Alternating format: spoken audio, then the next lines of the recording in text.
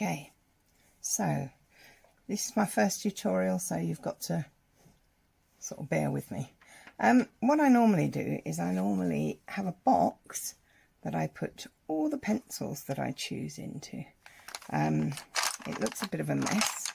Half my pencils are very tiny, so you can see the ones I use a lot. I also have a kneadable rubber, which is a bit dirty, but it is kneadable and squidgy, so you can make it into shapes that you want to make in order to remove certain amounts of pigment. So I've also got my Tombow eraser. So this is, it has a rubber sort of lead in it, which you can use to actually remove pigment and draw with it. So that's really useful as well. One thing we need to be really careful about is making sure that we use really light pressure. This is a problem that I've had for years, is I'm much too heavy-handed, and therefore if you press too hard, you put down a lot of pigment, and then when you've got all that pigment on the page, you can't then draw over the top of it as easily. So if you do lots of light layers, light pressure layers, then you can put layers over the top of layers, and you can change colours and blend and tone and all those things much more easily, because you can use many layers before it stops you actually drawing over the top of it. Probably what I'll do is start with the eye, mainly because I love the eye part of it. That's my favourite bit.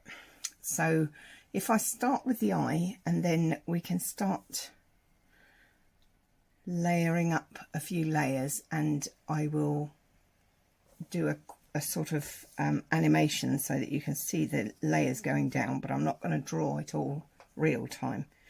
And then you can start to see how it develops. So we're going to start with the eye. Now the eye is very small, so it's quite difficult. So what I normally do is I'll start with some black around the edges. I think you need it really sharp for the edges of the eye.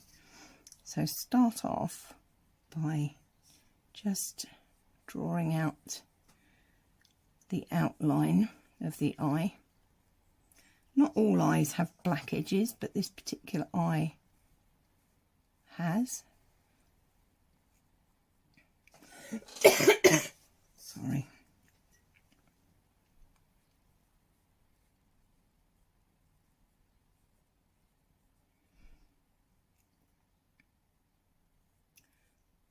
Not pressing too hard. Okay, so what I'm going to do now is I'm going to use this, which is the dark indigo, and I'm going to start lightly, very light pressure, putting in the actual eye itself. Now I've already drawn it out so that the catch light is in the middle of it. So this is a really good colour if you've got a darker eye. Obviously you wouldn't do this if the eye was lighter.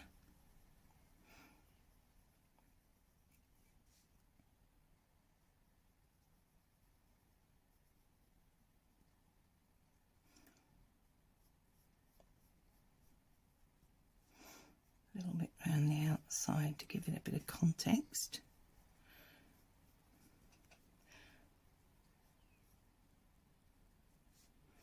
There's a sort of shadow under the eye, like a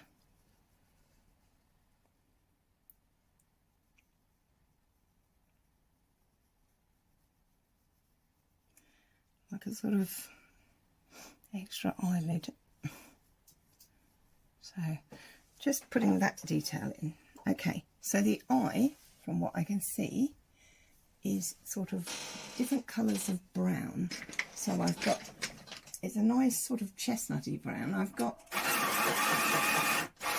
a sepia. Also need a dark sepia. Should have sharpened all these beforehand, shouldn't I? Right, so we're just going to start putting in a little bit of the detail. Again, just light pressure.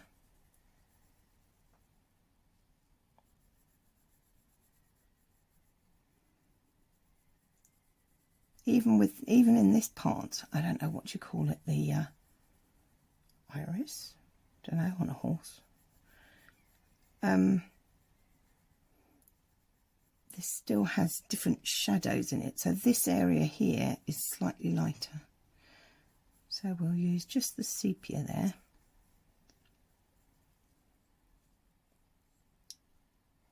Sorry, burnt sienna. I will give you a pencil list. Start putting in some darker areas where it's got a bit of shadow. This is quite distinctive, this catchlight here. Got a bit more dark above there.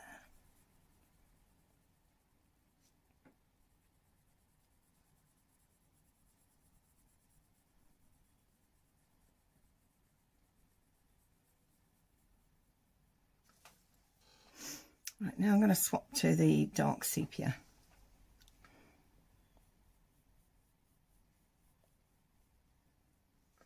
Start getting in some of the tonal areas, the darker tones.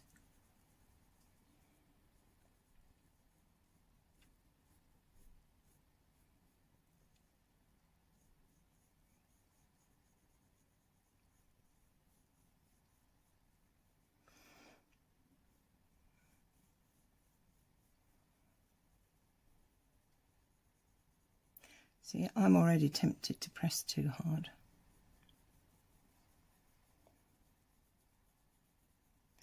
You really need to build up the layers and not press too hard.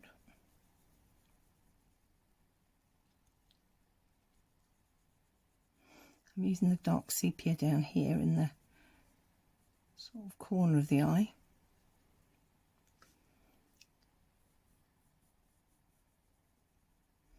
Right. I need to blend that in a bit.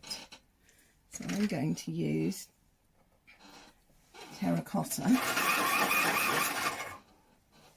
just to get a bit more sort of brown in the eye.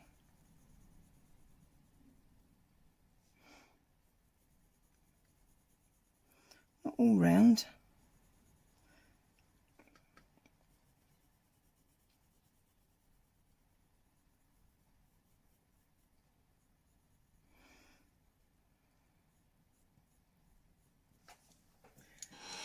Okay, and then I'm going to use a luminance, buff titanium, just to try and sort of lighten that area at the top a bit.